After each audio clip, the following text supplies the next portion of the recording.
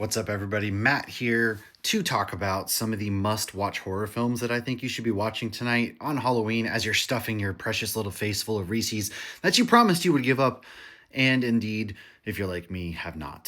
So, my full article is up on the Nerd Initiative website, but I do want to talk about a couple. Starting with Bring Her Back, this A24 film really kind of messed me up the last 20 minutes. Is about two orphans. Well, their dad passes away. Now they're orphans, right? And so they go to a foster mom who is trying to bring her passed away daughter back.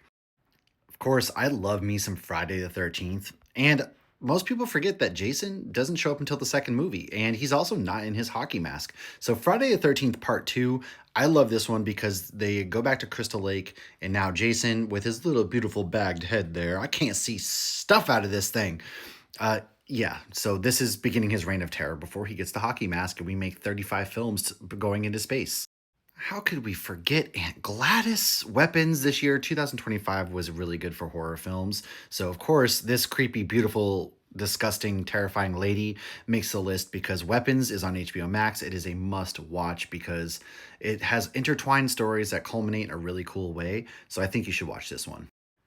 Also, 1974's Texas Chainsaw Massacre. This movie is just deeply unsettling. Not only for the fact that, like, the entire movie, you have this weird, unsettling feeling in the pit of your stomach because Texas in 1974 and the heat, but the fact that, like, this dinner scene, for example, the way it was shot, the actors were throwing up on scene, the food was spoiling, it was hot, no air conditioning, they shot for like 14 hours. It is insane the behind the scenes stuff that goes into this film.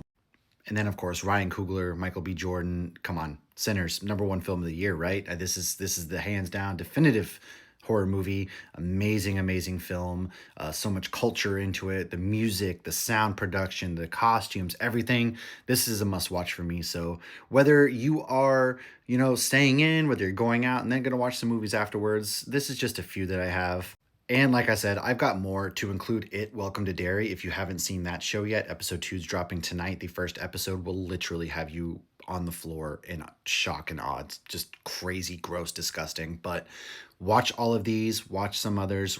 Let me know what you recommend, and follow us at nerdinitiative.com for more recommendations.